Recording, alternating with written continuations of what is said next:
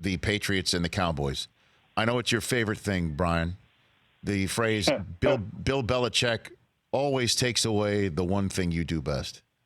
You love that phrase, I love don't it, you? because the rest of us obviously didn't. We obviously were covering the decoys because it never occurred to us to take away what you do best.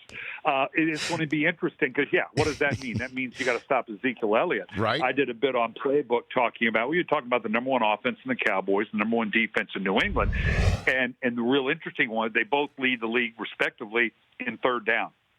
Nobody plays more man than the Patriots. That ability to put a five-man rush on Dak Prescott, play man, but yet the Cowboys are pretty good at it. They do a nice job on the pick routes and get Ezekiel out.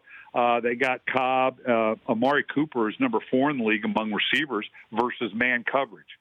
So I think that if you're looking for one thing, I would watch that third down to see it. Now, again, going into Foxborough, it's all tough.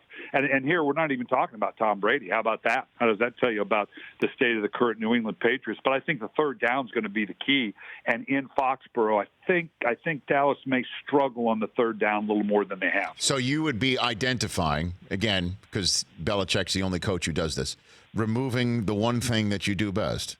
You would say 21. Like he's sitting in the meetings with this defensive staff saying that's the guy we're stopping, not 19 and Cooper or 4 and Dak to try and stop 4. You stop 19. I mean, so it's 21. Yeah, doing it respectfully, knowing that now they can beat us the other way.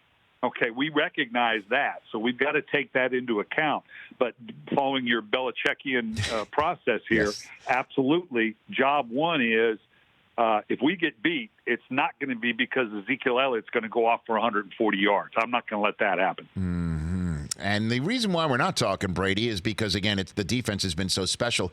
But Brady, I mean, usually what he has been able to overcome are the receivers needing name tags for the most part for all of us in the country to know. It truly is just been a bunch of folks minus Edelman that he's not really used to throwing to. I know he had back in the day Ben Watson, and Philip Dorsett has been there for a hot minute. The running game has been absolutely eviscerated. And I'm wondering, Isaiah Wynn, the left tackle's coming back, if you think that might help get a running game going that can be sustained in this contest, Brian.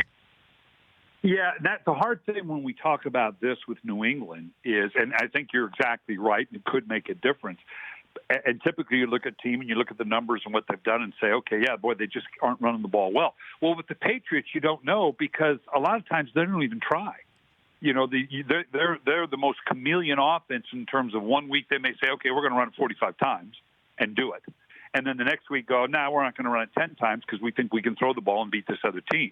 Now, that sounds like it's making an excuse for the running game because I agree with you. The running game probably hasn't been as good. But a lot of it with the Patriots, it's now we just know we're going to do this the other way, and we're better at that. The most striking thing to me about the offense, and it addresses what you're talking about, is right now, if they stay on par, and obviously playing the great defense. That's the number one thing everybody's talking to me about. They're saying, well, is this gonna break the Ravens, all-time scoring record? And we broke the 85 Bears all-time scoring record. I'm kind of going, hold on, let's wait, because they're playing a little bit better schedule now here the second half of the season. So we'll let's get a little closer to it before we start. As Dion would say, slow your roll on that one a little bit. Right. I'm being a little protective here, but back to what I was saying.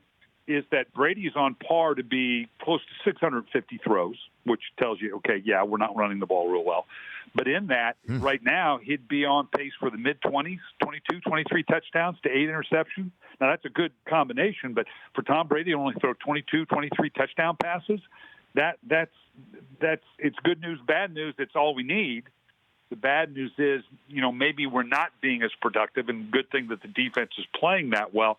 So we're going to have to see if get a win back, and if they decide to play a couple of those games, we're going, no, we're going to run the ball and see if indeed they are still capable of it. For more of the Rich Eisen Show, tune to Audience Channel 239 on DirecTV for free on BR Live or download the Rich Eisen Show app.